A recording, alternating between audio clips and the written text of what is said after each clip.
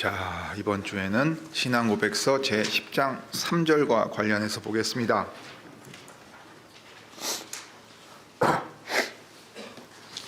효력 있는 부르심에 관하여 제3절과 관련해서 사도행전 2장 37절부터 42절을 제가 읽고 우리 고백서 10장 제3절을 같이 고백하시지요.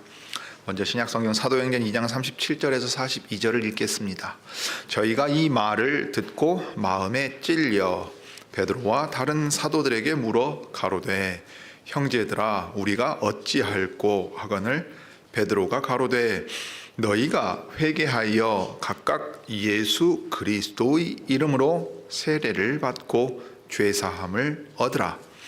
그리하면 성령을 선물로 받으리니 이 약속은 너희와 너희 자녀와 모든 먼데 사람 곧 주 우리 하나님이 얼마든지 부르시는 자들에게 하신 것이라 하고 또 여러 말로 확증하며 권하여 가로되 너희가 이 패역한 세대에서 구원을 받으라 하니 그 말을 받는 사람들은 세례를 받음에 이날에 제자의 수가 3,000이나 더하더라.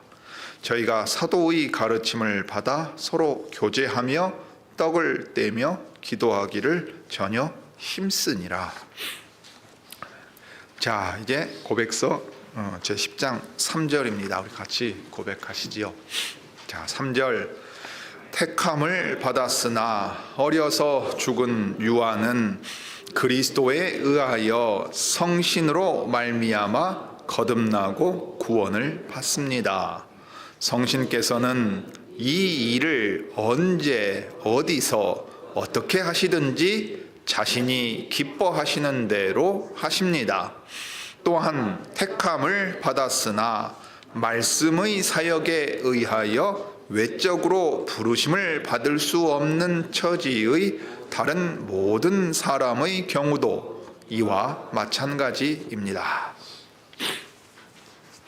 사랑하는 교우 여러분, 이제 제10장의 효력 있는 부르심에 관하여 가운데 제3절을 우리가 보려고 합니다.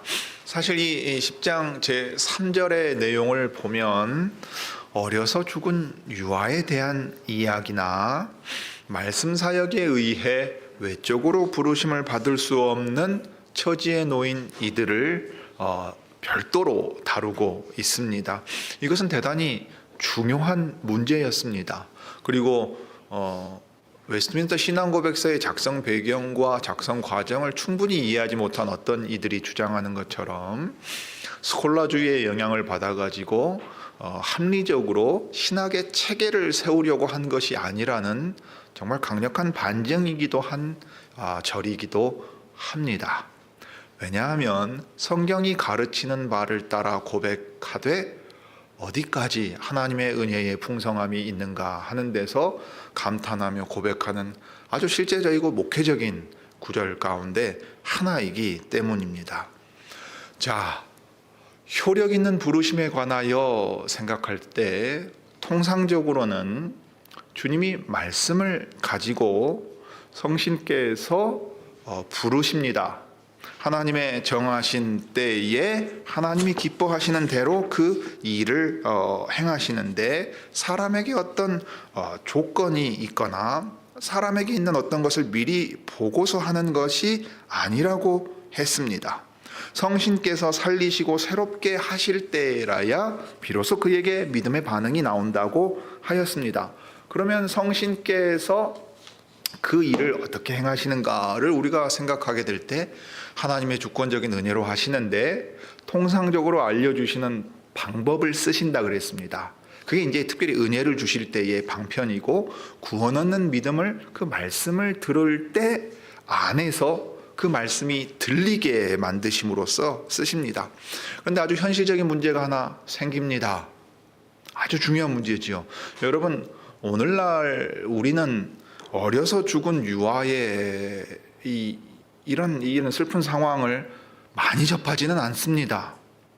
영아 사망률이라고 하는 것을 언급할 때 위생이 철저하지 못하고 의료기술이 오늘날처럼 발전하지 못한 시기에는 신자의 가정에서도 전염병이 돌 때 수많은 아이들이 죽었습니다. 당장의 16세기의 개혁을 생각하면 루터 선생도 자기 딸을 잃었습니다. 칼빈 선생도 부인을 잃습니다. 전염병으로 교우들을 돌보다 사망하는 목사들도 꽤 많았습니다. 그래서 전염병이 돌 때 칼빈 선생이 신방하려고 할 때 극구 말리는 사람들도 있었습니다. 여러분, 그러니까 이 어려서 죽은 유아에 대한 얘기는 정말 어떤 특별한 사정이 아니고 당시에는 어떤 의미에서는 어디서나 있을 수 있는, 그러나 그 이유와 목적을 알 수 없는 대단히 슬픈 일이었습니다. 자, 그러면 신자의 가정에서 태어나 정말로 말도 못하고 태어난 지 며칠 되지도 않아 죽은 이 아이에 대하여 뭐라고 말할 겁니까? 성경에 어떤 사람들이 말하는 것처럼 자기의 죄 때문이라고 그렇게 말해야 하겠습니까? 그는 하나님의 말씀을 들을 기회가 없었으므로 구원 얻을 기회도 없었다고 말해야 되겠습니까? 그렇지 않지요? 오늘 가장 실제적인 문제를 오늘 3절이 다룹니다. 그러니까 가장 무력한 이들, 어쩌면 말씀을 쓰셔서 부르시는 이 일에 기회조차 경험하지 못하는 이들의 구원은 하나님께서 어떻게 하시느냐 하는 아주 중요한 질문이 여기 있습니다. 그런데 이 무거운 질문이 놀랍게도 우리 하나님께서 하시는 일이 얼마나 풍성하고 자비롭고 은혜로운가 하는 걸 드러내기도 합니다. 자, 그래서 먼저 이 택함을 받았으나 어려서 죽은 유아에 대한 고백을 생각을 하겠고요. 그 다음에 이것이 이 고백이 어떤 근거에 기초해 있는가를 생각하면 그것이 확장됩니다. 그러니까 어려서 죽은 유아만 해당되는 얘기가 아니라는 거지요. 그와 마찬가지의 사정 가운데 있는 이들에게도 하나님의 은혜의 복음으로 말미암아 그리스도 안에서 구원하시는 이 일에는 그 어떤 장애도 없다 하는 것을 우리가 볼 수 있게 됩니다. 자, 먼저 생각하지요. 사실 말씀을 쓰셔서 자기 입술로 믿음을 고백하게 하시니까 어쩌면 이 기독교회는 최소한 성인들을 위한 종교라고 생각하기가 쉽습니다. 그러니까 우리로 치면은 유아 세례를 받았다 할지라도 자기 입술로 믿음의 고백에 이르기까지는 성찬에 참여하지 못하고 온전히 여기는 말하자면 교회의 회원으로서 힘이 부족한 어떤 것이 있는 것처럼 생각하기도 쉽습니다. 아이들은 아직 기다려야 되는 어떤 존재일 것처럼 생각하기 쉽고 구원 얻는 믿음에 있어서 스스로 도달하지 못할 것처럼 생각하기도 쉽습니다. 그러나 그렇지 않습니다. 오히려 그런 생각은 재침례파, 교회를 개혁하되 그 개혁을 끝까지 근본적으로 밀어붙여야 주장했던 사람들이 역설적으로 주장함으로써 하나님의 은혜를 약화시켰던 내용입니다. 종교개혁 시대에 이 급진주의자들이라고 부르는 이들이 있었습니다. 이제 영어로 표현하면 레디컬입니다. 근데 재밌는 게 이 급진이라는 말, 영어의 이 레디컬이라는 말은 라틴어 라딕스에서 나옵니다. 라딕스는 뿌리입니다. 뿌리, 근본. 그러니까 사실 청교도라는 말도 같은 거예요. 개혁을 하긴 했는데 어정쩡하게 멈춰서 저 귀족들이나 왕의 힘을 빌려서 개혁하려고 했던 루터나 칼뱅 같은 개혁자들은 근원적인 개혁을 못한 거다 이렇게 생각했어요. 그리고 이 개혁이라는 건 근본적으로 마음이 변화되어야 되니까 이전에 세례를 받았을지라도 복음을 알지 못하고 받은 세례는 아무 의미가 없다고 본 거예요. 그러면 어떻게 해야 될까요? 참된 복음을 깨닫게 된 사람이 다시 그 믿음을 온전히 고백함으로써 세례를 받아야 된다 그랬어요. 그래서 제세례파라고 부르는 겁니다. 재침례파, 제세례파라고 불러요. 그래서 아주 이 과격한 사람들은 정부 자체를 뒤엎어 가지고서 이제 무정부 상태로 만들려고 하는 주장들까지도 있었어요.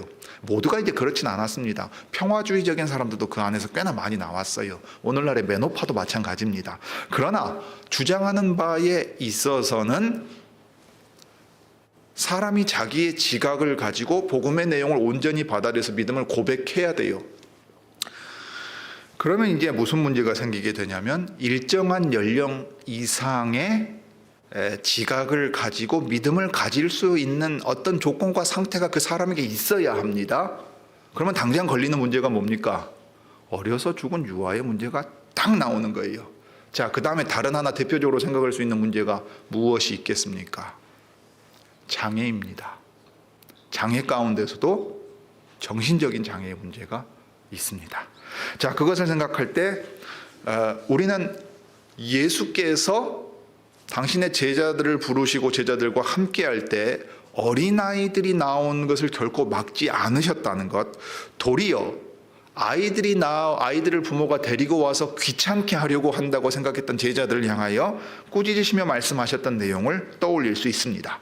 누가복음 18장 15, 16절입니다. 사람들이 예수의 만져주심을 바라고 자기 어린 아기를 데리고 오매 제자들이 보고 꾸짖거늘 예수께서 그 어린아이들을 불러 가까이 하시고 이르시되 어린아이들이 내게 오는 것을 용납하고 금하지 말아라. 하나님의 나라가 이런 자의 것이니라 했습니다. 작은 자, 소자라고 한자로 표시할 때 이 작은 자 할 때 어린아이를 가리키는 말이기도 합니다. 어린아이도 하나님 나라의 백성이라는 사실, 그들도 어른들과 마찬가지로 동일하게 예수께 나아오게 하셨다는 사실을 우리는 보아야 합니다. 사실 이것은 언약 안에서 하나님께서 이미 말씀하신 내용입니다. 창세기 17장을 기억해 보십시오. 창세기 15장에서 아브라함이 이를 믿음의 일을 그의 의로 여기셨다 했어요. 그러니까 아브라함의 믿음을 그의 의로움으로 여기셨는데 이 믿음이 아브라함 자신에게 나오지 않습니다. 하나님의 은혜 안에서 하나님께서 그것을 믿을 수 있게끔 약속을 주시고 약속이 이루어져 가는 것을 믿게 만들어 주신단 말이에요. 그런데 그 믿음을 가지고서 그에게 의로움으로 여겨 주실 때 이 의로운 백성의 표를 몸에 새기게 하십니다. 언약을 맺으시면서 그 언약의 표를 몸에 지니게 하지요. 언약을 새긴다고도 말할 수 있습니다. 그게 뭐였습니까? 우리 유아 세례에 대해 공부할 때 아주 내용 깊이 생각한 적이 있는데 할례입니다.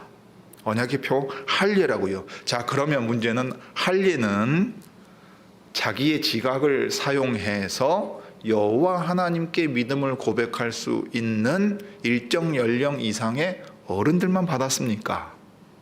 아니지요. 할례는 기본적으로 사람에게 있는 어떤 조건을 보고 행한 것이 아닙니다.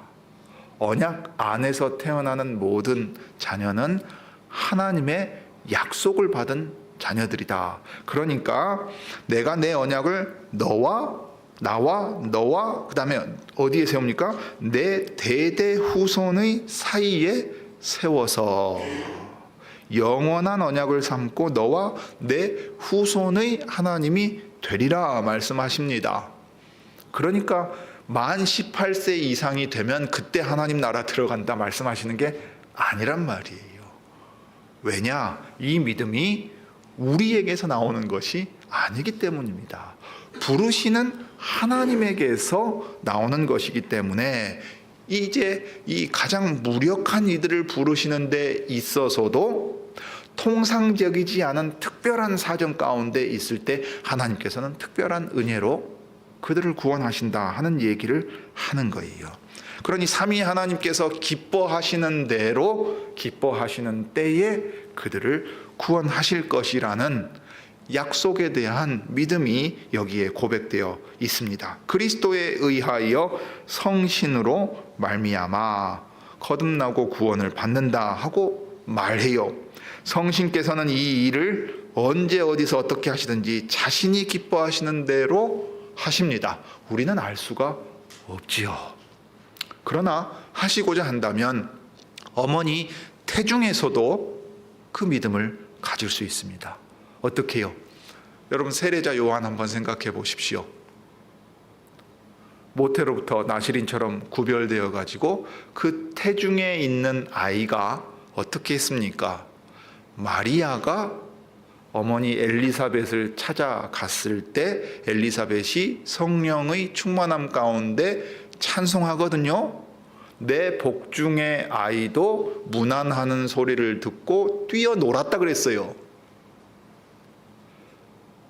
태중에 있는 아이가 마리아의 태에 잉태된 주님이 누구신지를 알고 기뻐서 뛰놀았다고 성령의 충만함 가운데 찬송을 했다고요. 성령께서 깨닫게 해주신 거지요.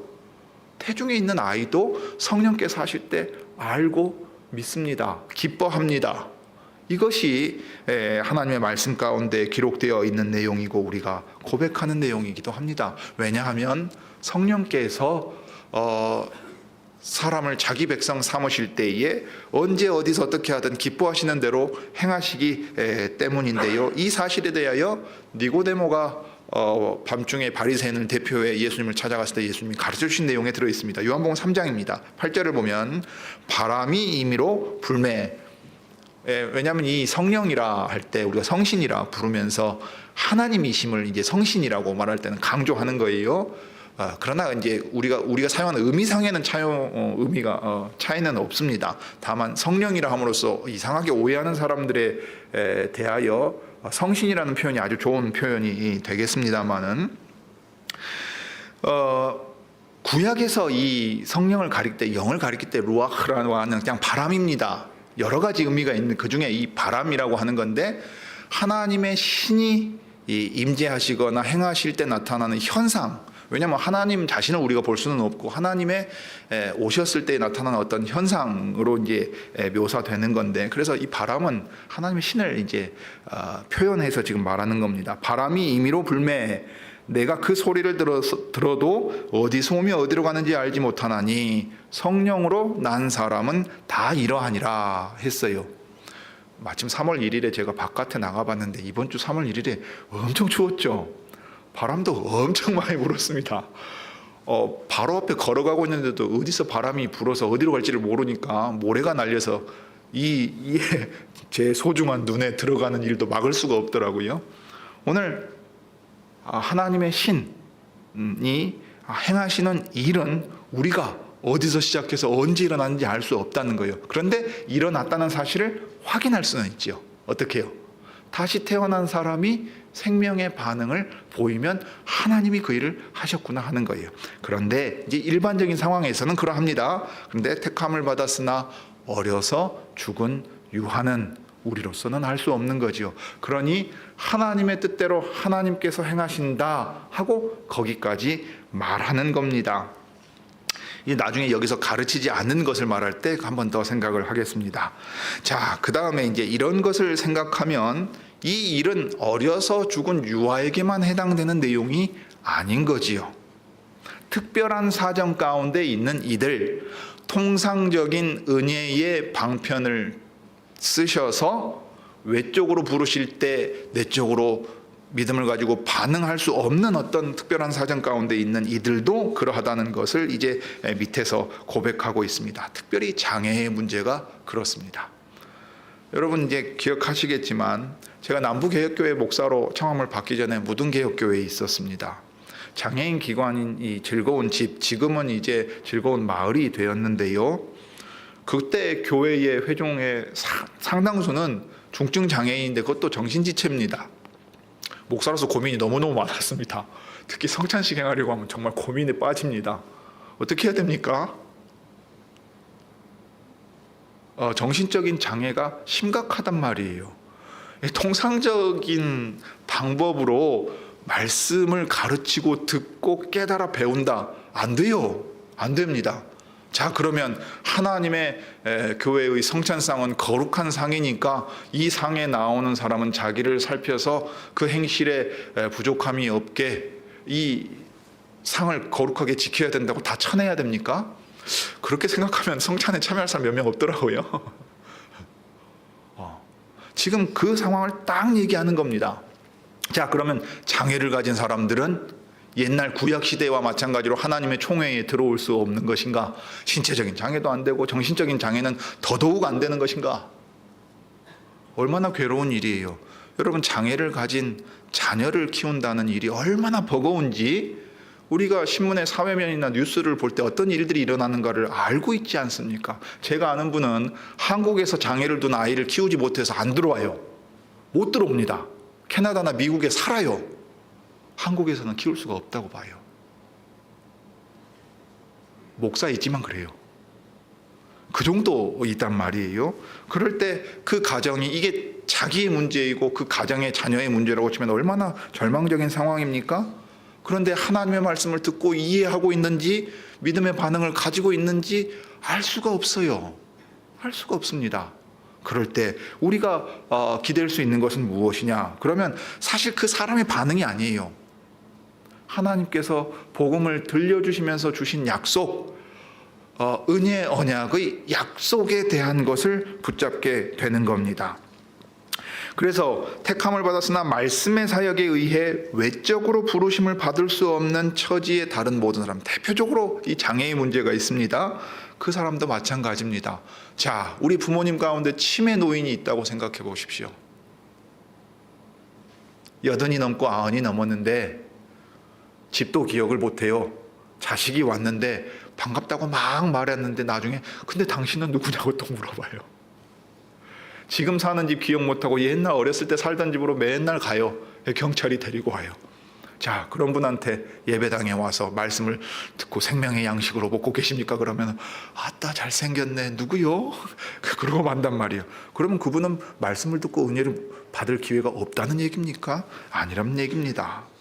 오늘 로마서 8장을 생각할 때 우리가 다른 모든 상황도 생각할 수 있지만 이런 특별한 사정에서도 이 말씀은 우리에게 위로가 됩니다. 37절입니다. 그러나 이 모든 일에 우리를 사랑하시는 이로 말미암아 우리가 넉넉히 이기느니라. 하나님께서 택하신 사람들을 부르시고 부르신 사람들을 의롭다 하시고 의롭다 하신 사람들을 영화롭게 영광 가운데 들어가게 하신 것에 대한 얘기를 하시거든요. 그런데 그것을 막을 것이 아무것도 없다고 얘기했어요. 자, 그때 막을 수 없는 것 가운데 뭐가 있어요? 어려서 죽는 이 슬픈 일들, 치매를 겪는 일들, 정신적인 장애를 경험하는 일들, 그 어떤 것도 하나님의 사랑에서 우리를 끊을 수 없다는 위로의 말씀이 됩니다. 우리를 사랑하시는 이로 말미암아 우리가 넉넉히 이기느니라. 내가 확신하노니 사망이나 생명이나 천사들이나 권세자들이나 현재일이나 장래일이나 능력이나 높음이나 기쁨이나 다른 아무 피조물이라도 다른 어떤 특별한 상황과 처지라도 우리를 우리 주 그리스도 예수 안에 있는 하나님의 사랑에서 끊을 수 없다. 우리는 이렇게 읽을 수 있습니다. 자, 그러면 교회 역사 가운데 이 3절에서 위로를 받은 사람들이 참 많았습니다. 목회자들도 예전에 이제 그런 글을 읽은 부분이 있는데요. 유아들을 어려서 죽은 자녀의 경우에는 관이 없어요. 관은 성인들 것만 있으니까 잘라서 쓴다, 그런 얘기가 있었습니다. 얼마나 슬픈 얘기입니까? 그러니 목회자들도 가서 그 가정을 위로할 때 어떻게 말하고 싶겠습니까? 복음을 들을 기회가 없이 데려가신 것이 아니고 우리의 마음 가운데는 그가 어려서 일찍 주님 품에 쉬게 하심으로써 그를 구원하셨다고 말하고 싶은 마음이 들겠지요. 그렇게 위로하고 싶은 마음이 한가득 할 겁니다. 그런데 우리가 여기서 주목해야 될 부분이 있어요. 어려서 죽은 유아나 외적으로 부르심을 받을 수 없는 처지의 다른 모든 사람은 구원을 받는다고 말하지 않습니다. 여기서 중요하게 우리가 봐야 될 것이 있어요. 반복되는 말입니다. 상황과 처지는 바뀌어요. 그런데 동일하게 기록되어 있는, 고백하고 있는 표현이 있어요. 그게 뭡니까? 굵은 글씨로 표시해 뒀습니다. 택함을 받았으나. 어려서 죽었든지 치매에 걸렸든지 장애에 걸렸든지 이 모든 것이 하나님이 부르시는 데 있어서 걸림돌이 될 수 없다. 그러나 분명한 것은 하나님이 예정하시고 택하시고 택하신 사람이라면 이 모든 것은 아무런 문제가 될 수 없다 하고 말해요. 그럼 진짜 중요한 건 뭡니까? 하나님께서 택하셨다는 그 사실에 있는 겁니다. 우리가 믿음의 반응을 보일 수 있느냐 없느냐의 문제가 아니라는 거예요. 이런 특별한 경우에는 그러합니다. 하나님께서 택하셨다면 당연히 어려서 죽은 유아들이든 외적으로 부르심을 받을 수 없는 처지의 다른 모든 사람들도 구원하신다고 말합니다. 그러니 여기서 가르치는 것은 하나님의 택하심이 부르시고 구원하시고 우리를 영광 가운데 들어가게 하시는 유일한 근거요 원인이 된다는 사실에 있습니다. 그래서 위로를 얻을 수 있습니다. 그러나 반대로 가르치지 않는 게 있어요. 여기서 이 고백에 택함을 받았으나라는 말을 넣은 이유가 분명한 겁니다. 어려서 죽은 유아들은 모두 구원을 얻습니다 라고 말할 수 없다는 거예요. 우리는 알지 못한다는 얘기예요. 말할 수 없는 건 말하지 말아야 돼요. 철학자 비트겐슈타인의 말을 많은 사람들이 인용하지 않습니까? 말할 수 없는 것에 대해서는 침묵해야 된다고 말하는데 이게 하나님의 말씀을 따라서 고백하는 얘기입니다. 예전에 출판사에 일할 때 실제 이런 책이 나왔어요. 미국의 아주 유명한 목사입니다. 보수적인 이 신학계의 아주 엄청 유명한 목사가 쓴 책이 있었어요. 어려서 죽은 이 영유아들에 대한 건데 그들은 구원 얻는다고 아주 단언하는 책이 있었어요. 그걸 이제 출간하기 위해 검토한 적이 있었는데 신앙고백서는 그 사실을 말하고 있어요. 어려서 죽은 유아가 모두 구원 얻는다고 단정하고 단언하지 않습니다. 그 근거는 없어요. 그러나 하나님께서 부르시는 이들이라면 생명의 날이 몇 시간 몇 초일지라도 하나님은 구원하실 수 있다 하는 그 약속에 대한 믿음을 고백하고 있습니다. 그래서 이 책 300쪽에서 이렇게 말했어요. 그들이 효력 있는 부르심을 받는 이유는 변경되지 않았어요. 그런데 변경된 게 몰라요. 달라진 게 뭡니까? 그들을 부르시는 방식이 변경된 거예요. 왜냐? 말씀을, 통상적인 방식인 말씀을 쓰셔서 지각 있게 그것을 받아들여서 구원하는 믿음에 이르게 하실 수 없는 처지이기 때문에 그 일에 자비로운 은혜를 베푸신다 하고 말하고 있는 것입니다. 자, 여기서 더 나가면 어려서 죽은 유아라는 게 구원 얻는 조건이 될 수가 없어요. 그렇게 말해서도 안 되는 겁니다. 장애가 있기 때문에 더 특별하고 하나님께서 그들을 구원하신다고 어떤 조건이 되는 것처럼 말할 수도 없어요. 그것은 가르치거나 고백하고 있지 않습니다. 자, 그래서 이 일이 하나님께서 주권적으로 하시는 일이라는 점에서 우리는 위로와 소망을 얻습니다. 그리고 주님의 뜻대로 이루어지기를 구할 뿐입니다. 그래서 우리는 하나님의 권능만 기억할 것이 아니라 그분의 자비하심도 잊지 말아야 하고, 특별히 이것은 유아 세례 가운데 주신 언약의 복, 약속에 대한 믿음을 우리에게 요구하기도 합니다. 여러분, 우리 이 언약 가정에서 태어나고 유아 세례를 받은 자녀가 모두 모범생처럼 어려서부터 주일에 예배 잘 드리러 나오고 말씀 잘 이해해서 때가 되면 이제 우리로 치면 한 대학 갈 무렵 정도 되면은 공적인 신앙 고백을 하고 믿음을 가지고 살면 얼마나 좋겠습니까? 항상 그렇게 되던가요? 안 돼요. 우리는 알 수 없는 일입니다. 그러면 그 자녀 때문에 소갈이하고 심지어 교회 안에 비슷한 또래의 다른 애들을 보면서 부모가 속상해하는 일들이 생긴다면 그 일을 우리가 어떻게 이해해야 되겠습니까? 여러분, 하나님께서 말씀으로 우리를 부르시는 일은 하나님께서 정하신 때에 하나님이 기뻐하시는 대로 행하십니다. 그러니 우리는 약속을 붙들고 있을 뿐이에요. 신실하게 하나님의 말씀을 들을 수 있는 자리로 나오라고 말하고 가정에서 그 말씀을 들으라고 권하고 들려주며 그 말씀을 따라갈 뿐입니다. 그러니까 낙심하지도 말고 그렇다고 안심하지도 말고 언제나 하나님의 이 약속을 붙들고서 나아가실 수 있기를 바랍니다. 정말 놀랍게도 하나님께서는 임종의 자리에서 죽기 몇 초 전의 사람도 부르셔서 믿음을 고백하게 하시는 분입니다. 우리가 알지 않습니까? 사람이 부여하고 모든 것이 자기 뜻대로 되는 때에는 하나님께 돌아오지 않는 때가 훨씬 더 많습니다. 그래서 흔히 하는 말대로 사업도 망하고 건강에 큰 문제가 생기고 집안에 어려움이 생겼을 그때 내 힘으로 되지 않는다는 어떤 것을 깨닫는 그때 도리어 하나님의 은혜를 의지하게 되고 그 은혜에 대한 믿음이 생겨나는 경우도 있습니다. 그러니 하나님 하시는 일을 우리가 어찌 알겠습니까? 다만 우리에게 알려주신 대로 내가 말씀을 보내서 너희를 부르고 있다. 그러니 이 말씀이 내가 은혜를 베푸는 방편이 되도록 그리스도의 교회에서 말씀의 사역자는 신실하게 전하고 가르치되 낙심하지 말아라. 부모된 이들도 내 약속의 말씀을 붙들고서 걸어가거라 하는 것이고, 언약의 가정에 있는 자녀들은 또 자녀들대로 주일에 나와서 그 말씀을 들을 수 있는 자리에 있어야 되겠습니다. 장애가 있다는 것이 하나님 나라에 들어가는데 장애가 되는 것이 결코 아닙니다.